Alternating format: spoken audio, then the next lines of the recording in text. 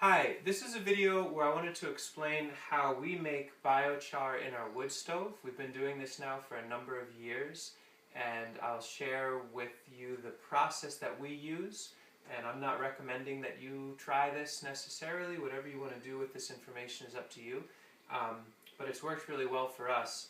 And I want to look at it through the lens, kind of a permaculture lens of stacking functions. So in other words, not just making charcoal for charcoal's sake, but extracting as many uses, as many layers of value out of it as possible while we're making the charcoal.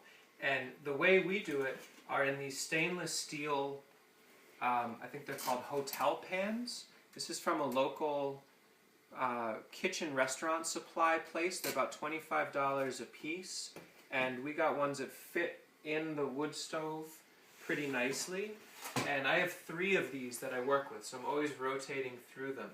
And you can see that what we start with, I've got a couple other shots that I'll show some of the material that we turn into charcoal. It'll be offcuts from the woodworking shop, even things I sweep up in the garage. When we vacuum in the house, sometimes that goes in. And this material, so in this case it's mainly locust chip and offcuts of wood, will, after about 3 hours in the wood stove, become this, which is finished charcoal. Now this one batch got a tiny bit of ash because the lid was a tiny bit open, but overall it makes really nice quality charcoal. And this material will then cool off in the garage, and we'll pulverize it and either mix it into chicken bedding or compost or other areas where it can be inoculated and then brought out into the soil. While this charcoal is being made, so I'm going to get this one started, I just start with a nice healthy coal bed in the wood stove.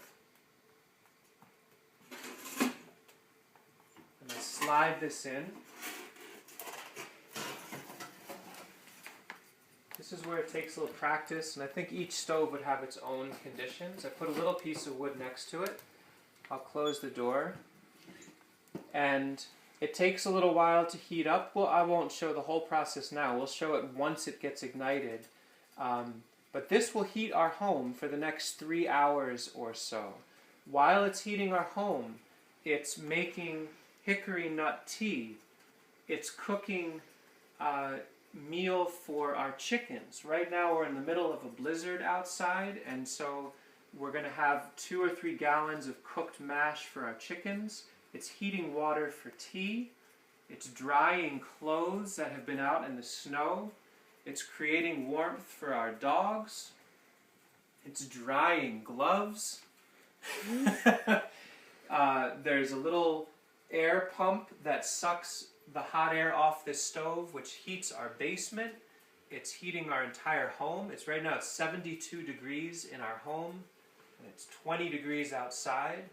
And all the while we're doing so mainly with the syngases from charcoal. I would say it's cut our firewood use by about 1/3. I'll try to do 3 to 5 of these a day. I'll generate about 20 gallons of nice quality charcoal every 2 days with this system.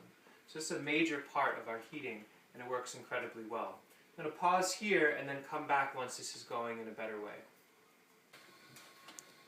We're about 3 minutes in, and you can already see what's happening. The charcoal kiln, the retort, is getting hot enough that gases are being driven off. Here's a little bit of smoke in the front and being caught on fire. So the pyrolysis is beginning, but most importantly, all of that heat is being sent into our home rather than going out into the atmosphere. And this wood stove's pretty efficient. We have a damper plate keeping the heat in, so it's really cycling through itself and burning a lot more cleanly than if it was just in an open pit outside.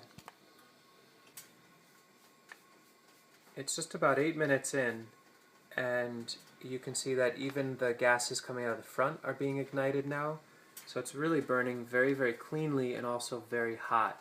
I'm actually going to need to take the little control arm on the right here and push it up. You can see the temperature up there is starting to get just close to the upper edge of too hot. Once the control arm is up, this should burn very cleanly, very hot for about 2 to 3 hours, pumping a ton of heat into the home and cooking stuff for us while it's making charcoal. So the control arm is all the way up on the right. It's just a nice, gentle, almost liquid state, rolling with really nice high heat. And that's it. We're just going to let this coast and heat our home for a few hours.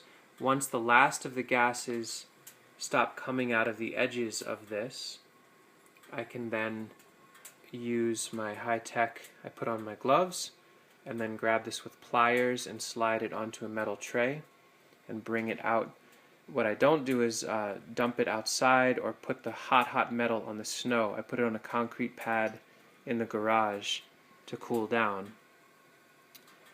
And that's it. It's ready for the next batch. So sometimes what I'll do is have a few of these filled with material from the shop or wood chips, whatever, sitting near the wood stove, drying and preheating, so I can just kind of cycle through them.